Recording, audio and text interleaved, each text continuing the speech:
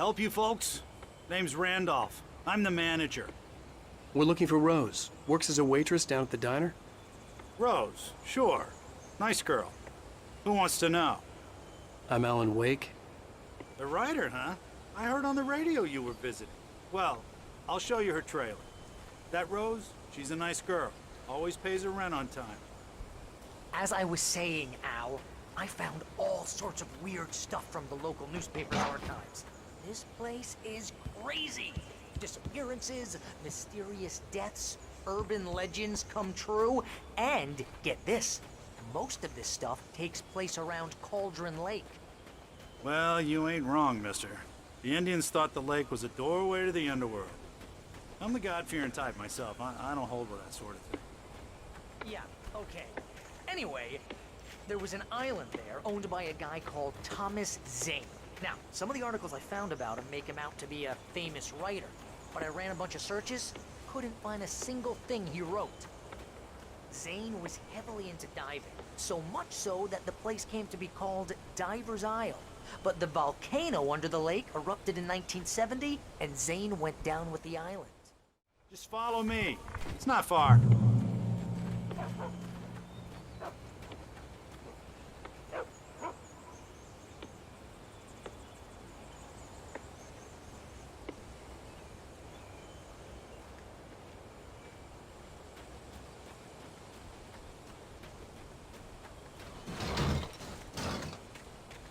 Yeah, how about that? It was there in the morning, as if it had fallen from the sky. But it would take a tornado to lift something like that. We're damn lucky it didn't crush any of the trailers.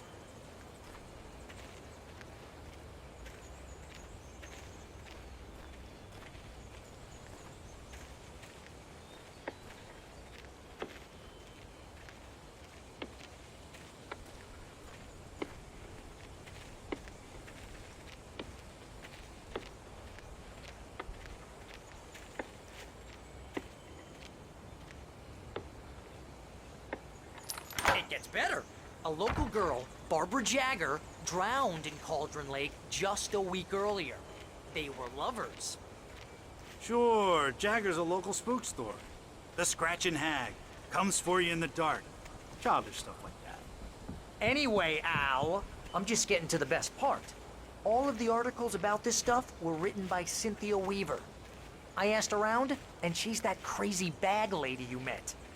What, the lamp lady? She can be a little loopy, but she's not homeless or anything. Yeah, anyway, she knew both Jagger and Zane before they both died, and she had some kind of a breakdown.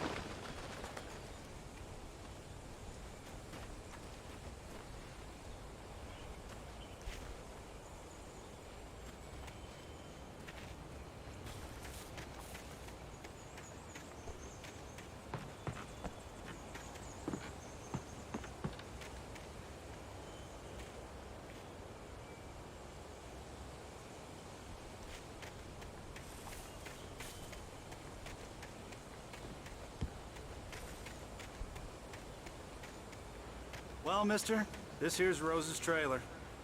You mind me asking what you want with her? We're just here to talk to her, pal.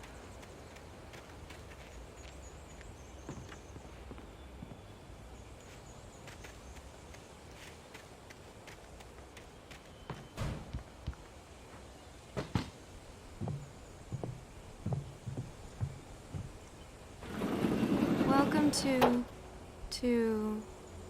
Oh dear, Mr. Wake. I'm so glad you're here. Rose, you have my manuscript? Oh. Oh yes. Yes. Please, come in. Hey, this is really good. Rose, Yes, my manuscript. I really need it. I understand. I know what you need. A muse to inspire you. Oh, for Barry. She doesn't have anything. Yeah, hey, Al? Al, what's... Oh... Barry! What? What?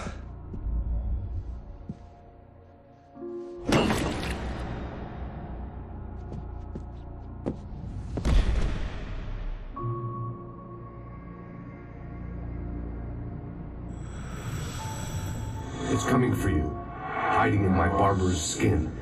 I'm too weak to stop it. You must turn the lights on. I promised I'd come visit you and your lovely wife. You must finish what you started. I insist. You must turn the lights on. Turn the light on. Back to work, boy.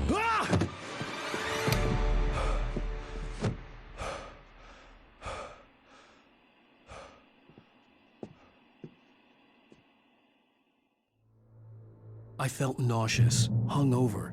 Only anger kept me going. I can't tell reality from dream anymore, but it seems I have an imaginary editor to help me. She's an old woman in a funeral dress. I call her Barbara Jagger. She's very strict. I'm writing faster and faster. My manuscript is being heavily revised. The edits are getting very aggressive, and each day there's less of me and more of her. I hate it, but I know she's right. She promises me I can save Alice this way. She knows more of this than I do. About the complex incantation I'm attempting. About this place. She's worked with another writer under similar circumstances, Thomas Zane. The genre of the story seems to be shifting. It's turning into a horror story. I'm getting close. I can feel it.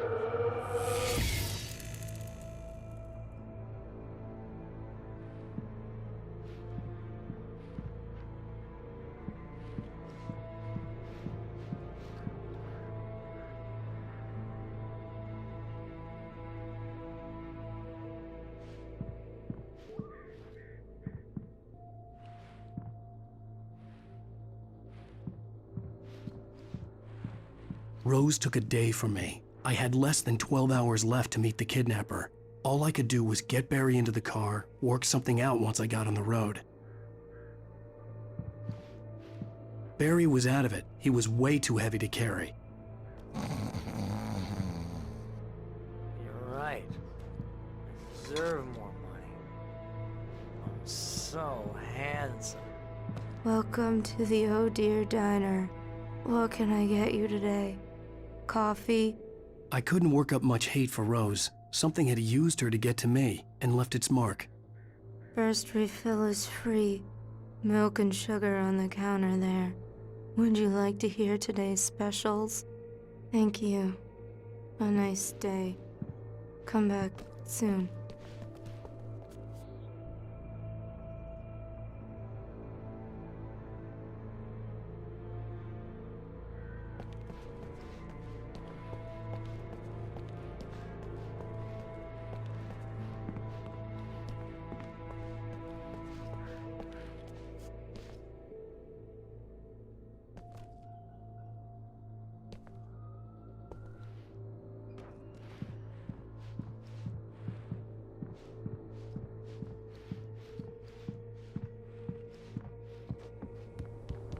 My gun and flashlight were gone.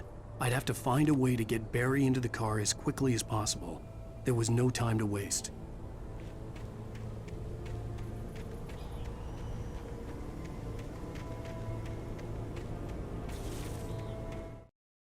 Mr. Randolph liked Rose. That little smile she had. How she was still sweet when life had tried so hard to make her bitter. It wasn't any of his business what she did in her trailer. But those strangers, the writer and his smart-ass sidekick, looked like trouble. And they'd been in there for hours, way past her normal bedtime. He reached for the phone and called the sheriff's station.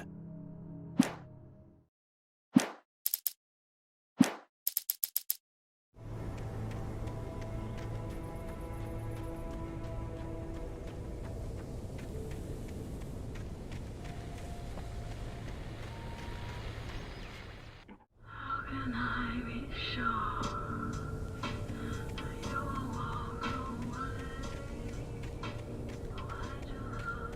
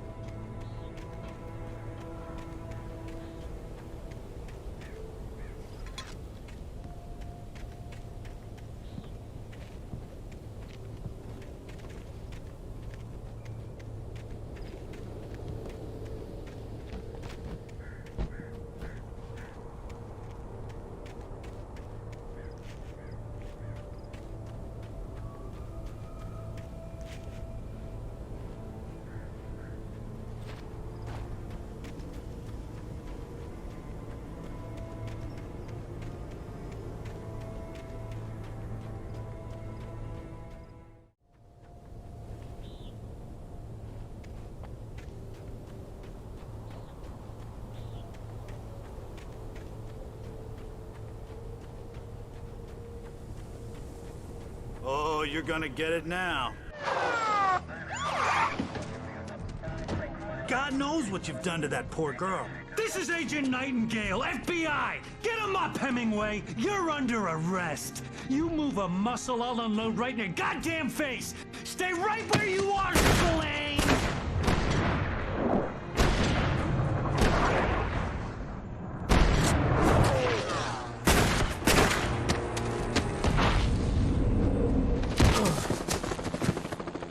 What are?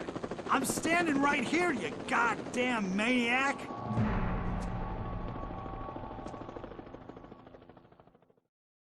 I hated to leave Barry behind, but there was no way I'd miss my appointment with the kidnapper. Give it up, Mr. Wake. Come on. Take it easy on him. Get after him! Don't let him get away! Move it! Move it! Move it! I'll have your shot if you let him get away!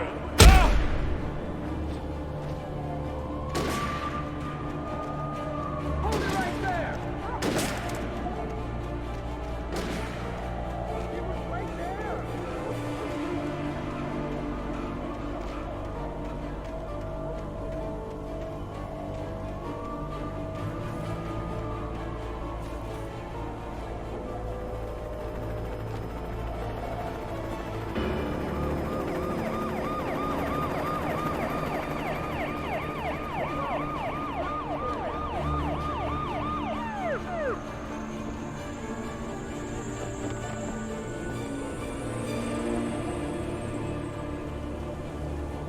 There! Freeze! Okay, keep your eyes peeled. He's gonna try to make it through here. Oh, damn. Man out! Stop! I'm on the way! Keep an eye out! God damn it, where did he go? Wait, keep an eye out!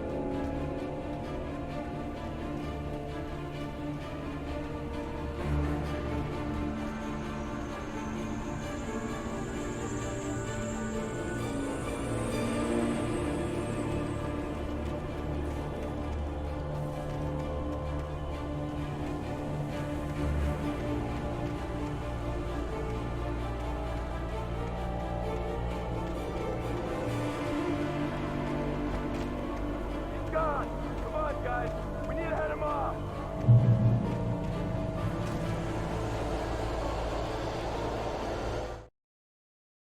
For decades, the darkness that wore Barbara Jagger's skin slept fitfully in the dark place that was its home and prison.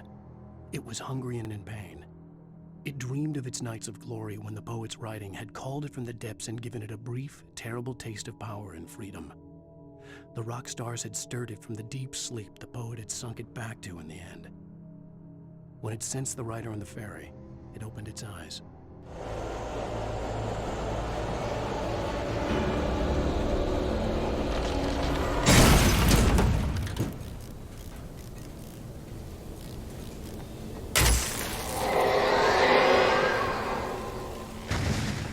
Come in, Agent Nightingale. This is Sheriff Breaker. Over. Nightingale, over. What on earth is going on? My deputies tell me you fired at Wake, and he didn't have a gun. You almost hit a civilian instead. Over. Sheriff, Wake's running. I'm giving chase. I don't have time for this. Well, make the time. You can't just go shooting at people in my town. Over. I'm a federal agent pursuing a fugitive. You want to discuss my message, Sheriff? Make an appointment. Over. You stay right where you are, Agent Nightingale. I'm on my way. Out.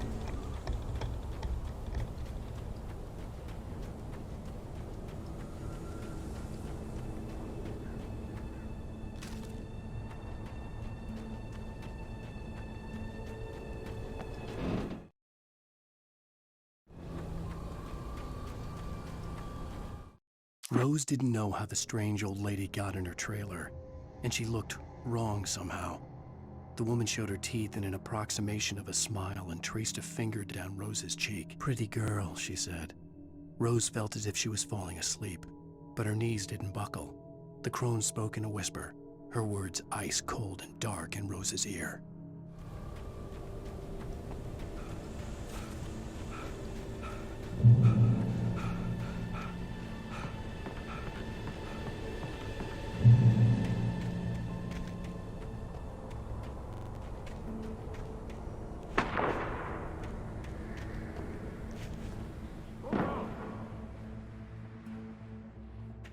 Search the area.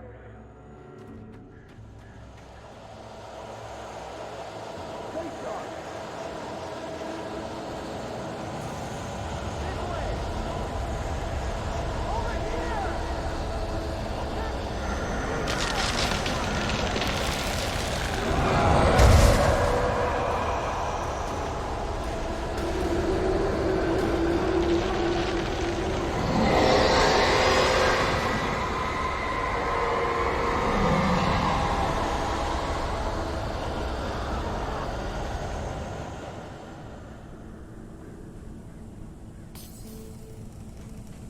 This horror was everywhere I went, circling me. The cops didn't stand a chance.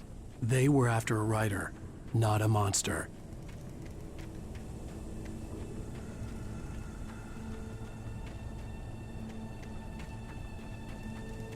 Sheriff Breakers, this is Agent Nightingale. I've lost contact with most of the men you assigned to me. It's Wake's doing. Wait, are you seriously telling me that geek writer just took out my deputies? Are you kidding? I mean, have you seen this guy? He wears a clean jacket. Over.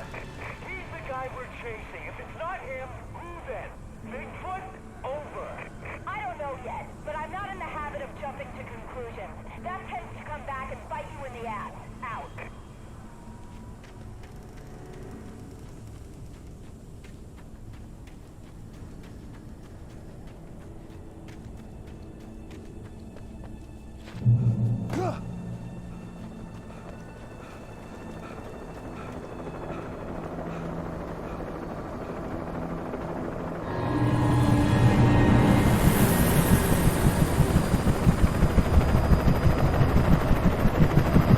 You on the ground.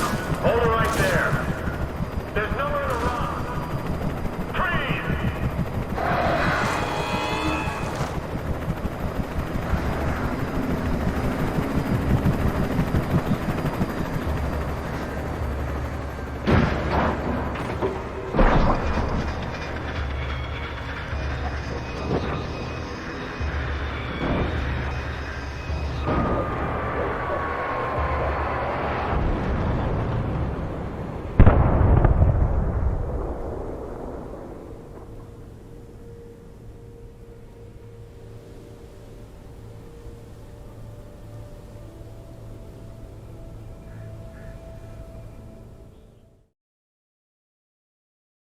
I just stepped outside to catch a breath of fresh air. Let me tell you, the weather's getting heavy. Nights like this make me especially glad I'm here talking to you and not home in bed. Once the weather takes a turn like this, I can't sleep at all. It's all tangled bed sheets and dark thoughts, punctuated by the occasional plunge into nightmare. Is it just me? Well, perhaps it is. But I hope I can make the night a little bit easier to get through. Caller, you're on KBF FM. Hey, Pat, it's Walt Snyder. What's on your mind, Walt? Well, I ain't the way you are, but, well, I can't sleep either, you know? I just been staring out the window here, trying to make sense of it all, but, I ain't been drinking either, you know? I just... Well, you sound like a man with a problem, Walt. I had argument with Danny, and, then I got in trouble with the law, and, I'm just, well... I heard something like that, Walt. Yeah, well, Danny's my best friend, and, they let me bail today, and now I'm just alone here at the window, waiting. Man, and there's something in the air tonight, man. I was just outside looking up at the sky above our broadcast tower thinking the same thing. What are you waiting for, Walt? I don't know. Something's gonna happen. I think I better go. Well, Walt, maybe... No, thanks, Pat. Well, good luck to you, Walt. Hang in there. Let's take a little break, folks. This weather's really something else, huh?